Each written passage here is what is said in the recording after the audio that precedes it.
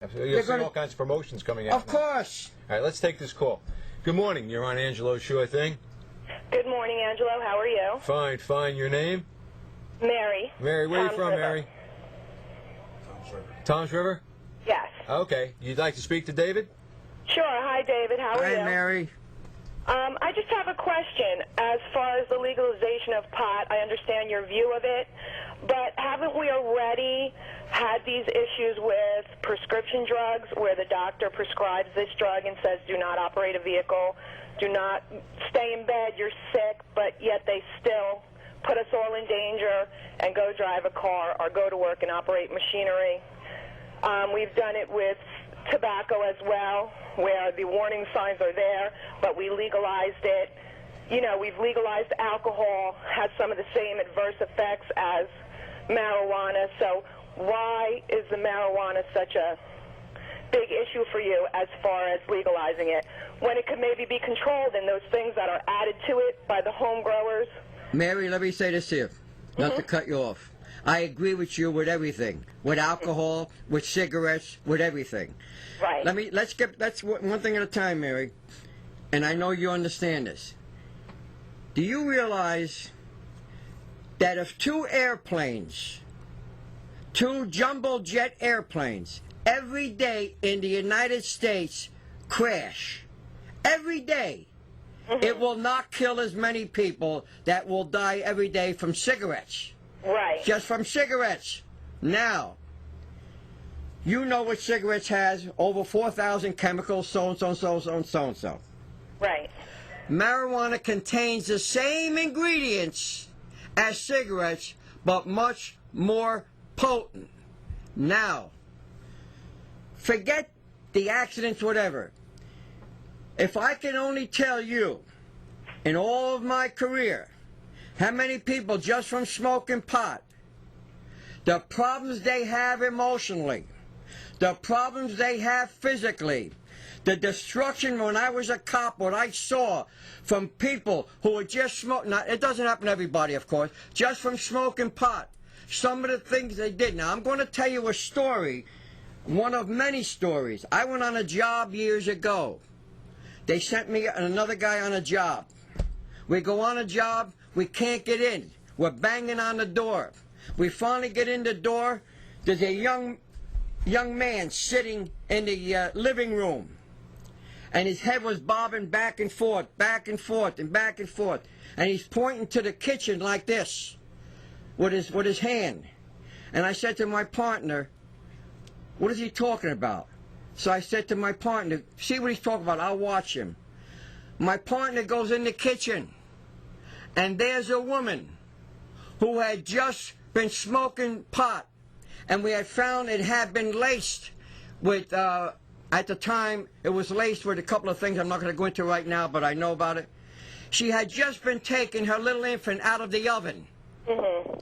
She had baked her kid. Now, this ain't unusual.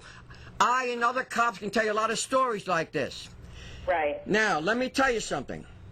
I can tell you stories of, I just spoke recently in a treatment center. And many of the people who were treatment center going through treatment telling me stories about when they were smoking pot, what happened to them.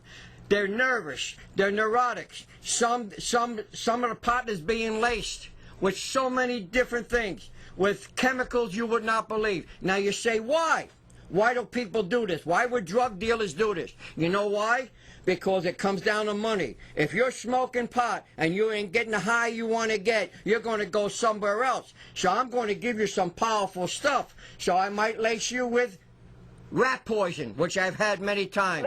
That's the point I'm trying to make. If we are to legalize it, then we can also control how it's. You can't control it. Put into you never control it. So Mary, you're an advocate for legalization of marijuana? Really, Mary, let me say this to you. Let me say this to you, Mary. If you control it, remember one thing. You got 4,000 chemicals in there. Let's assume you control it, which you can't. Let's assume that. You got tar in there. You know what the tar in marijuana is? The same tar that you're paving the streets with. right. You know what you got in marijuana? You got cadmium. Do you know what cadmium is? Do you know what carbon monoxide is? This is all in marijuana, so you control it. But you know what's happening? Now we become a nation of idiots. We're all sick. We're all dying from different chemicals. Do you understand what I'm saying? No, people agree don't with understand you. that. I'm in a drug-free household. I have 4 children, and they are great students, great kids. They're wonderful. So I'm in agreement with you. I'm just playing devil's advocate with you because I'm in disagreement with the alcohol, the drug companies. I'm in complete disagreement with the government controlling everything. But, you know, it's going to happen anyway is my point. Well, not as long as I'm alive. Oh, well, good for you. Not as long as I'm alive, Mary, let me tell you. Ain't nobody going to convince me. I'll go on welfare. I'll blow everything I got. I'll give up everything I've got before I commit to anybody else. It's not going to happen. And let me tell you something, Mary. Let's get to alcohol for a moment. Does every drinker become an alcoholic? Of course not. But every alcoholic started with one drink. Never forget that. Never forget that, Mary. And I try to teach people every time. Don't play around with it. You're going to get to like it. You're going to be sorry. And I've got so many. Look at the paper today, Mary, if you get a chance. Okay. Look at the Ledger. Look at New York papers. Just today, drunk driver killed 3 women. Drunk driver going through a red light kills 4 people in a car. Do you remember on Route 1 and 9 a couple of years ago? A cop. He was a cop, but I think he worked in a prison. I'm not sure. He was playing baseball. He went out with all the ball players. After baseball, he goes to a place. He's having some drinks. He's on his way home. He'd been drinking. On his way home, Mary, there's 6 people, 6 immigrants who had just come from work. I think there was 3 women and 3 men. They were working in a restaurant. He jumps a divider. He was drunk, hits them. He kills 6 people and kills himself.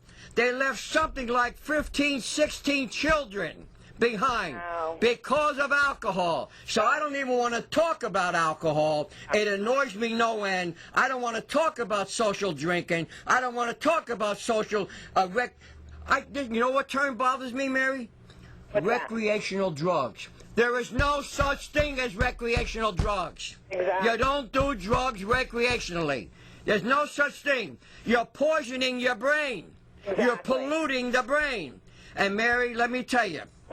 Let me tell your audience. You know what I want everybody to do now? And most of this society drinks. And that's why they get a little annoyed at me. Go, when you're home now, Mary, go in your other room and go in the dictionary. Look up the word alcohol. And you know what it says? It is an inebriant. Look up the word inebriant. To make you drunk. Look up the word drunk. And you know what it says? To poison your brain. Right. But you know what, Mary? People are not ready for what I have to say. And they haven't been ready. But I don't care. But I'm going to tell you a story, Mary. I have a sister who went through a living hell with her son, a drug addict for years. 28 years a drug addict. She had shock treatments. She had nervous breakdowns. She went through her hell. I finally got this kid straight. The greatest thing in the world was his mother after that, what he put her through. She's married 50 years. She comes to my house. She had no car. She had no house. She had an apartment. I gave her my car because I loved her. She became my mother because my mother died and she was my oldest sister. She comes to my house. We had a party for her. No alcohol in my house. Sandwiches, whatever. The end of the night, she's in my house. She wants to go home. I said, why don't you sleep in my house? I want to go home. I said to my brother-in-law Jim, I said, talk to you. He said, you know how your sister is. You can't talk to her. She wants to go home. They get in the car. They're coming down the Garden State Parkway. They're going to get off at exit 105. They live in Long Branch, a little apartment. They see a car behind him, zigzagging. My brother-in-law gets a little nervous. He pulls on the side at exit 109. At 109, this kid who was drunk, high, hits something, hits my brother-in-law. My brother-in-law's car spins around, hits the wall, blows up, and right near exit 109. I'm home. The state police call me and say, David Toma, yes. can you get up to St. Barnabas Hospital right away? I said, what happened? Your sister, but we'll get up. I go up there, helicopter coming down. My nephew was with me now. I got my nephew